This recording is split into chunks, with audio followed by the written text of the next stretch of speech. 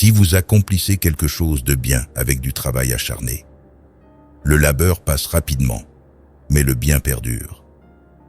Si vous faites quelque chose de honteux en quête de plaisir, le plaisir passe rapidement, mais la honte perdure. Si nous devions mesurer ce qui est bon par le plaisir qu'il procure, rien ne serait meilleur que la maîtrise de soi. Si nous devions mesurer ce qu'il faut éviter par sa douleur, rien ne serait plus douloureux que le manque de maîtrise de soi. Ne serions-nous donc pas prêts à endurer la douleur afin d'atteindre le bonheur complet?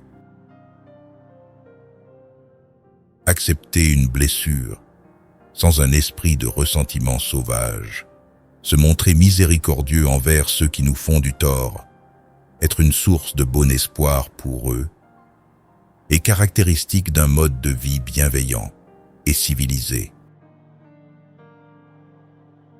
L'humanité doit chercher ce qui n'est pas simple et évident, en utilisant le simple et l'évident.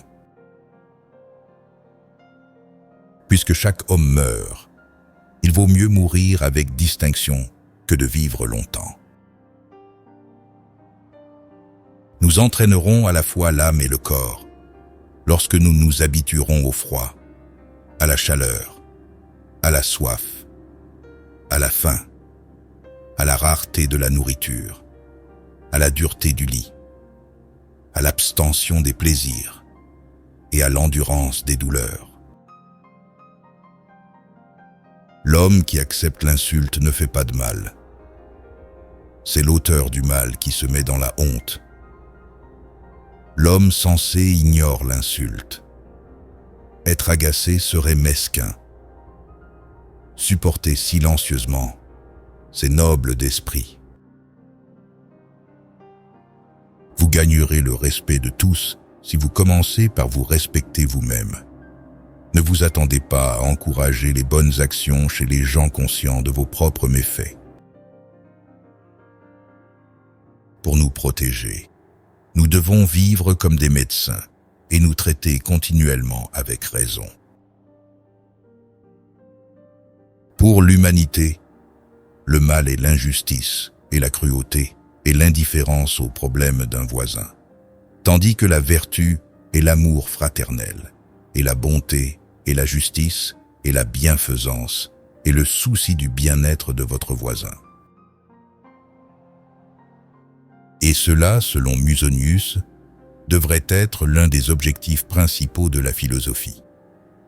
Nous révéler nos défauts afin que nous puissions les surmonter et ainsi mener une bonne vie. La gourmandise n'est rien d'autre qu'un manque de maîtrise de soi en ce qui concerne la nourriture. Et les êtres humains préfèrent la nourriture qui est agréable à la nourriture qui est nutritive. Soyez lents à nouer une amitié, mais une fois que vous y êtes, restez ferme et constant. Dieu, qui a créé l'homme, lui a fourni de la nourriture et des boissons pour préserver sa vie et non pour lui donner du plaisir. Quand on n'hésite plus à parler de choses immorales, on risque de ne plus hésiter à les faire. La richesse peut acheter les plaisirs de manger, boire et autres poursuites sensuelles, mais elle ne peut jamais se permettre un esprit joyeux ou une liberté de chagrin. Surtout, les enseignants ne devraient pas seulement être des orateurs de mots utiles, mais leurs actions devraient être cohérentes avec eux. Le devoir de l'élève est d'assister de manière proactive à ce qui est dit, et d'être sur ses gardes au cas où il accepterait quelque chose de faux sans réfléchir.